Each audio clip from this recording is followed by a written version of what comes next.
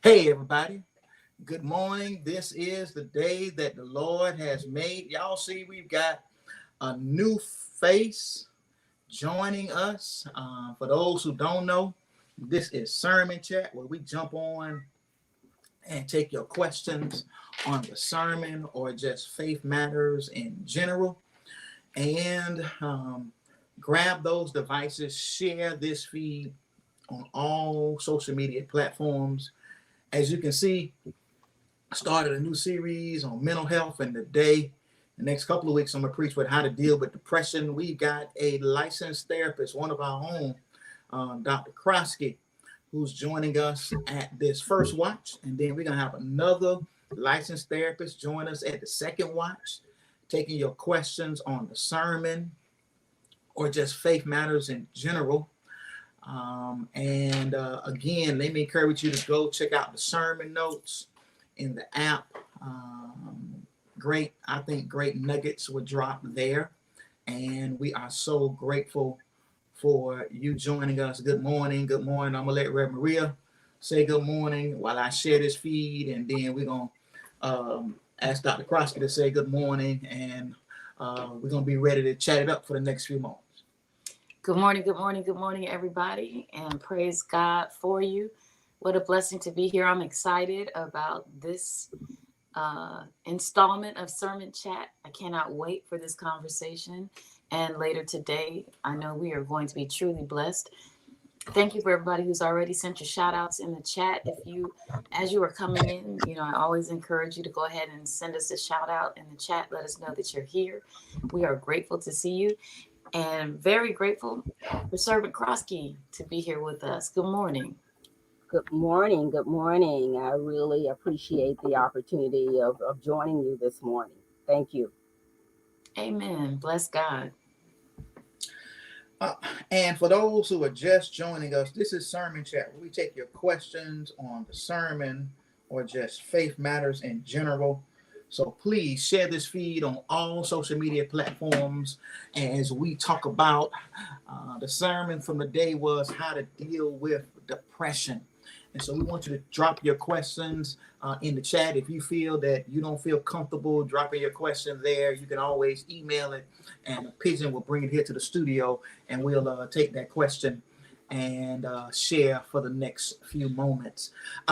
We probably should say that this is a conversation for informational purposes, and that any actual therapeutic advice would be dispensed privately. Is that right, Sister Croskey? Yes, absolutely. This is for informational purposes. Yes, all right. So we're not trying to fix your life. We're not a Yanla today. We're not trying. We want to just have a conversation for the next few moments.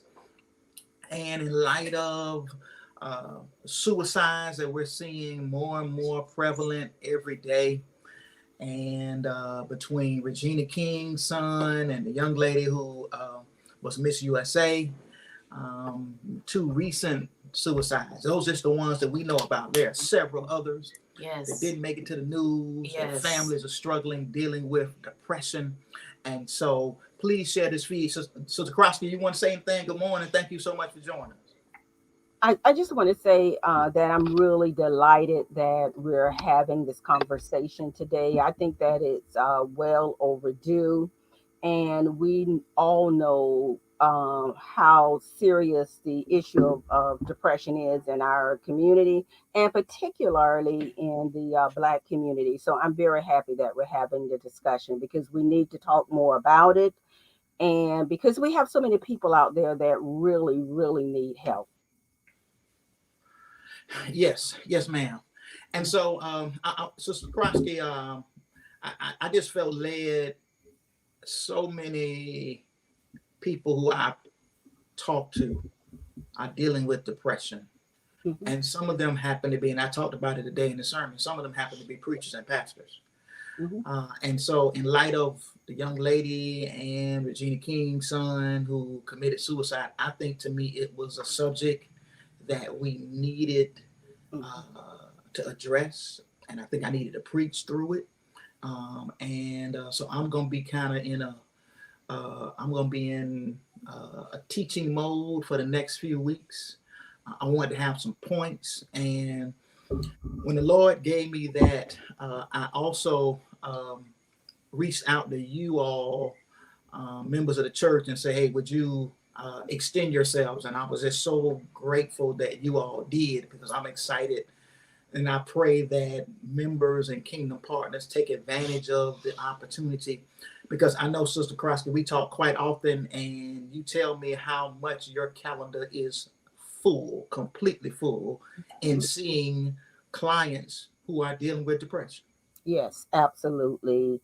Um, it's the number continues to grow, and I have to make decisions as doctors, and it's really sad to be in this position where you have to make decision as to whether you're going to take a patient or not, because anyone who has a problem have a right to be seen.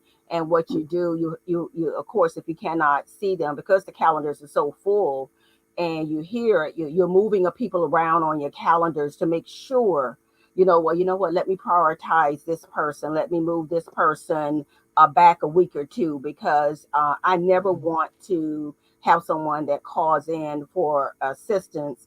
I hate putting them out 2 to 3 weeks out, because if you're calling in for help, you need help right now. Mm-hmm. If you could wait 2 weeks, you wouldn't have made the phone call in the first place. So the fact that they made the phone call in the first place, I'm telling my assistants in the office, could you please prioritize all new people, put them first, because the issue is right now. And next week, 2 weeks from now, may be too late. So there is a growing need. We certainly need more professionals that are involved in the process. But I think the fact that you mentioned the role of the role that the church can play in this process is so important. So it takes all of us, it takes that village to work together to really work on this issue. It takes the members of the church, it takes the leadership of the church, it takes other organizations in the community, it takes the private therapists, it takes us educating families and parents, and the signs, what to see. Um, so that people can, so at some way that people can get some help, and even until someone is there to assist until they can get to a professional. Yes, ma'am. All right, so we've got some questions, Sister Croskey. First question is from Facebook, and then we got another question from YouTube, and then another question from Facebook. Why do some Christians have a hard time with seeing a therapist? I've heard on several occasions that if you have God, you don't need a therapist. Let us take the church side, so Croskey did. You can talk about it from the therapist side. I think that the church has done a poor job of being open to mental health as a disease. And I said in the sermon, it's not a sin to be sick, and that mental health is a disease.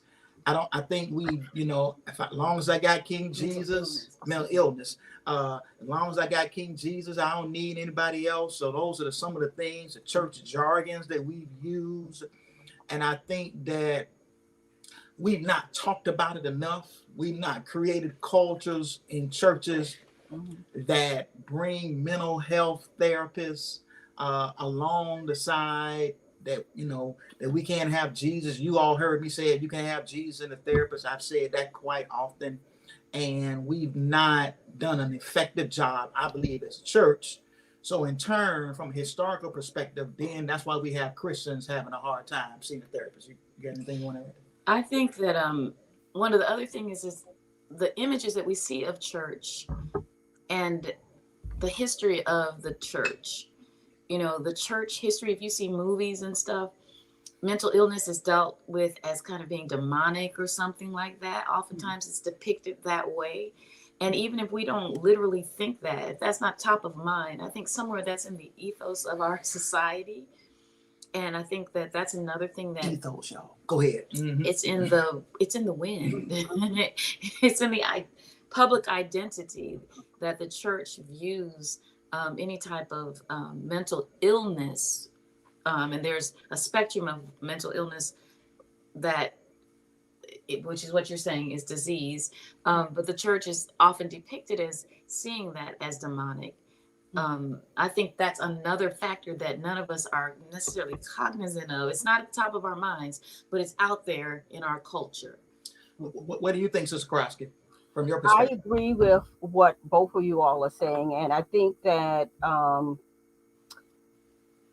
if the church embraces the fact that mental illness is real as a medical condition and not a demonic situation, and letting and doing more of what Pastor you and Reverend Maria are doing, letting people know that it's okay to have a mental illness, okay to be depressed, that there is help out there for you, and not making it anything demonic has a very bad connotation. So no one wants to really deal with that. So when that is out there in the atmosphere, then it means that something is wrong with me. And then people are going to shy away from it, and that is a major problem we have, particularly in the Black community.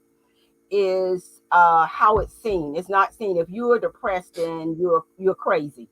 And we know that there's a difference between being quote depressed and what one would call crazy. So it's the myth that's there that need to be torn down. Okay, we've got a question from YouTube. Sister Croskey, this is definitely your question. You said previously about the difference between clinical depression and transitory depression that we all experience. Help us understand the difference. It wasn't me. I ain't never say that. That had to be you, Sister Croskey. So you handle that question. It's you. All on you. Well, clinical depression would be what we call in our field, when one becomes clinically depressed, it is a series of things that one goes through for at least a period of 2 weeks. For example, you're very sad. You're feeling empty inside. You're feeling overwhelmed. You're feeling removed from people.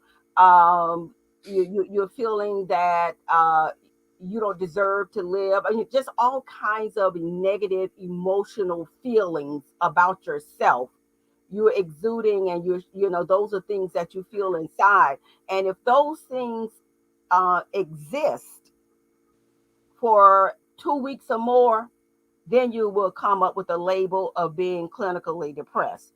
We all that transitory depression is the one that we all get depressed. Everybody get depressed. I don't know a person in this world that has not been depressed. Hold up, Sister Croskey. Probably. Sister Croskey, say that one more time for the people upstairs and way in the back. You talked Okay. about the length of No, time. no, The that last length part.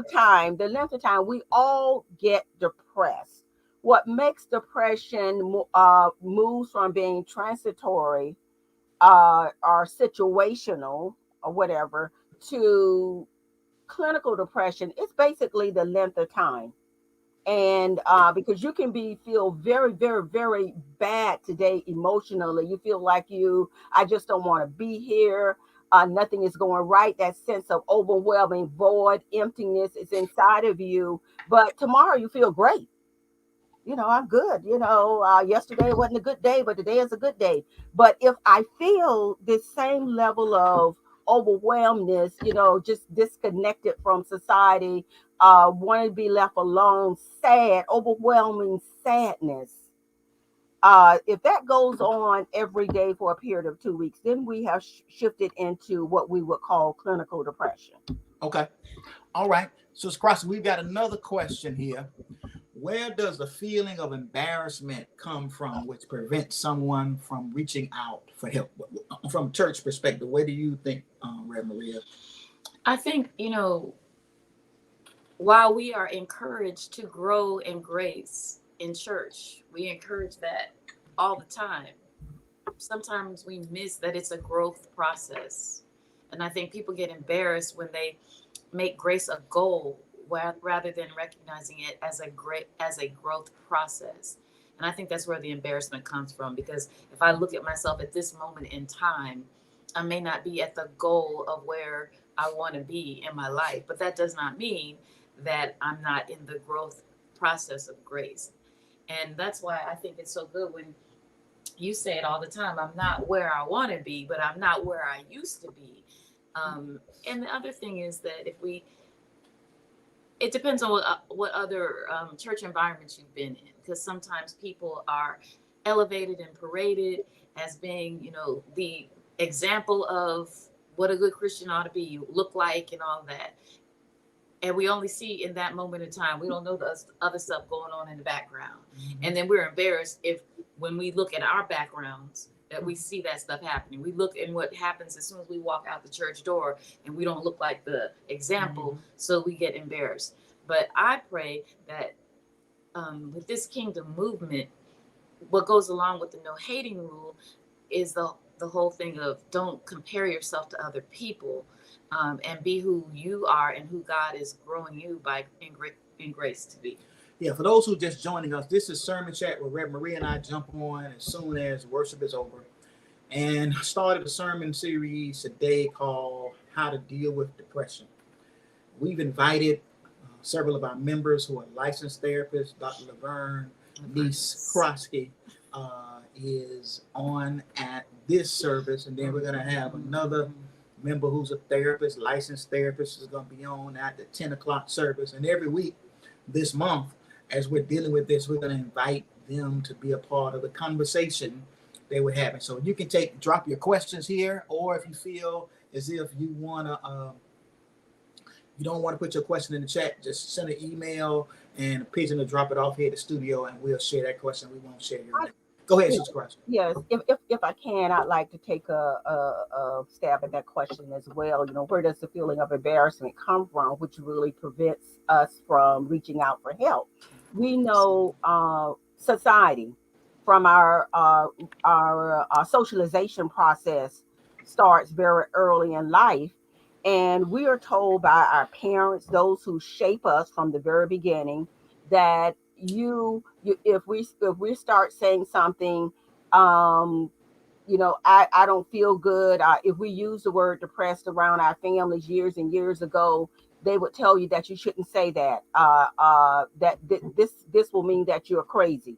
It starts out because I see very young children, and young children tell me, well, of course they don't want to talk about feeling depressed because they hear that word being crazy comes up, that you should not. This is not something you should feel, and this is not something you should say. So that feeling of embarrassment, I don't want to tell anybody how I feel, because that means that something is wrong with me.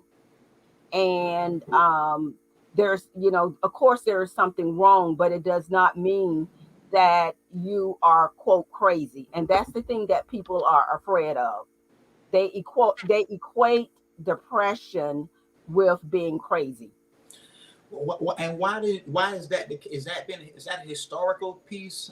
It's historical and socialization process from our families, and I know all of us have family members who have talked to us and who've shown that issue of having a mental illness, because it's seen as being crazy, and over time it's just really been embedded in us, and a sign of weakness too. That's the other thing, is that if you are depressed, then you are weak. Mm-hmm. It's something wrong with you. You're not a normal person. Mm-hmm. And we need to let people know you are normal. You have a medical issue. And that's what I tell my patients all the time. I let them know, first of all, that I am no different than you. And I also experience depression.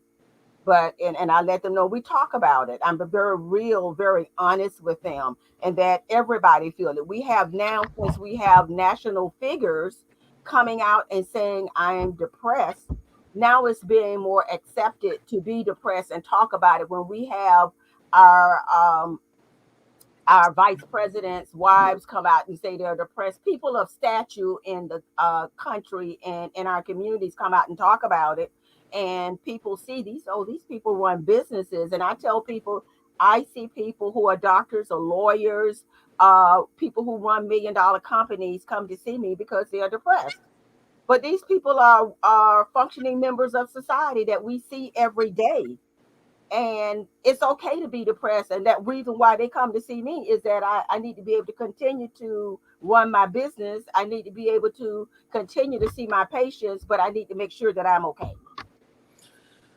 All right. For those who are just joining us again, this is Sermon Chat, where we take your questions. We started a sermon series called How to Deal with Depression, looking at the life of Elijah First Kings 19. You really go back to 18, and you really kind of get a synopsis of what led him up to 19, and then we'll continue to keep going through the rest of this month.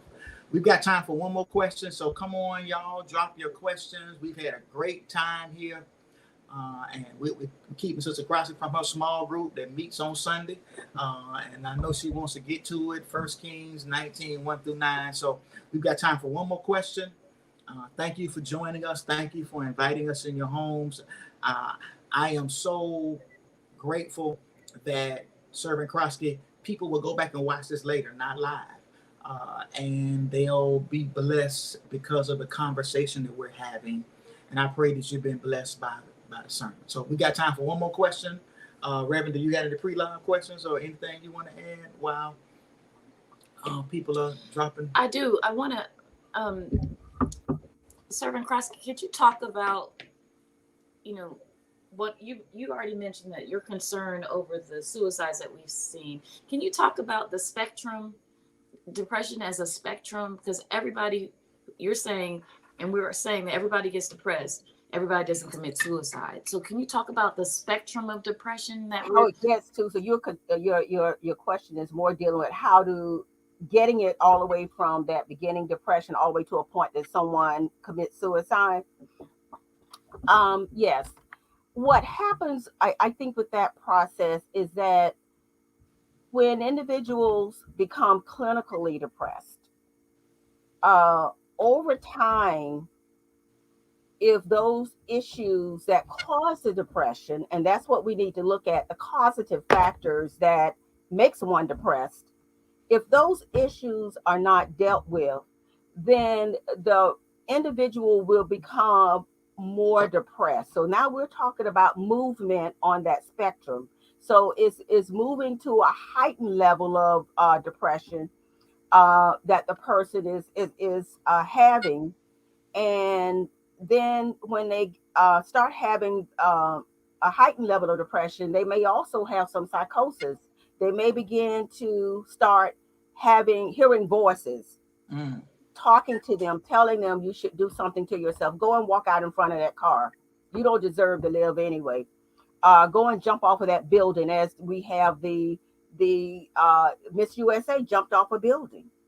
And when you feel so low, the thing is with depression, when you feel so low, and I have people, again, and I want to say this, come in my office, they are so low, and I'm telling them right then, I know you can come out of this, you will come out of this. But when they're in their mind, they're saying, what, she doesn't understand how I feel.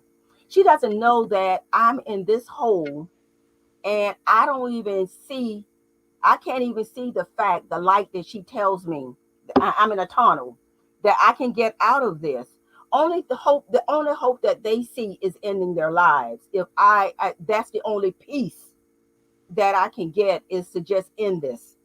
And when that is a very grave point of desperation, when you're at that point, that is a very critical point.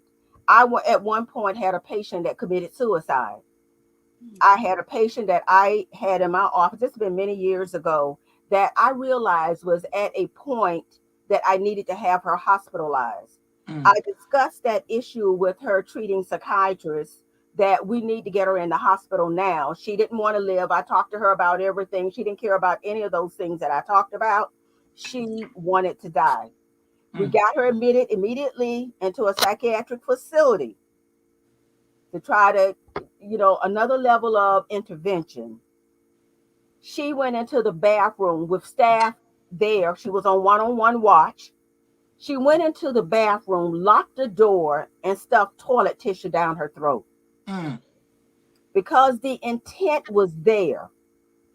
And sometimes if the intent is so strong that sometimes it gets very difficult to reach the person. So it takes a lot of work. When you see the person's at that point, they need one-on-one supervision. They need someone always there, because there are things that people begin to do when they have decided that, I'm not going to be here. They start giving you little gifts. I'm going to give this to my son. I want my son to have this. I'm going to give away things that they would normally give away because they see that there's not a need to have those things. So we have to watch the person, because it will get to that point. And generally, when a person has made that decision, it's very, very hard. And at that point, they really need to be hospitalized.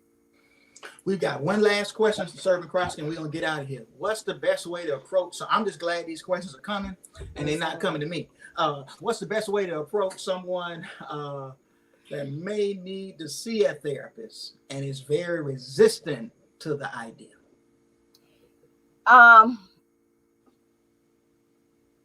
The best way to, I think, to deal with that person is to be available to the person if you can. Just making sure you're calling them frequently, if you can be around them, gently nudging them to seek help, letting them know that if you have done it before, I had to go and see someone for help, and it really helped me because I was at a low place in my life at one point. And depending on how low, if you see someone who is talking about not being here and saying things that appear like they may want to end their life, at that point, we may need to look at getting that person Baker acted, depending on how severe the situation is. If it's just, so that determination would need to be made, and the person may need to be Baker acted. It all depends on where the person is on that spectrum. And we definitely don't need to say none of the dumb stuff I said we don't need to say in the sermon. We definitely don't need to say any of those things. No. As well. All right. Let me thank you, Servant Croskey, for your time, for your expertise, and again, for extending yourself. I don't want us to miss this opportunity. For a month, these members have extended themselves, and I don't want them to give me a call as I'm reaching out to them and they're saying nobody's calling, Pastor. Again, as I said it on during the service, if they don't call you right back, they're gonna get back with you. But they got clients, they got calendars that are so full that I'm just marveling the fact that they're gonna carve out some time to see some folks. And that they've extended themselves. I want to thank the tech team for being on point as usual. We're going to be right back here after the 10 a.m. service with another one of our members who's a licensed therapist and taking your questions. I pray that whenever you watch the sermon chat, whether it's 3 o'clock in the morning, I pray that it inspires you, it helps you, it is a blessing to you. Thank you again, Servant Croskey. Thank you again, Tech Team. You got anything you want to add, Ray? I don't. Thank you so much for your time and your wisdom and for sharing with us, Servant Croskey. And I want to especially thank everyone who joined us and for all the questions. Come back after the 10 o'clock service and bring some more questions so we can keep this dialogue going. Invite some folks to come. And if you haven't already shared this, please do share it on your social media. We got all the Deltas in the house today. All right, everybody have a great day. God bless. Thank y'all so much.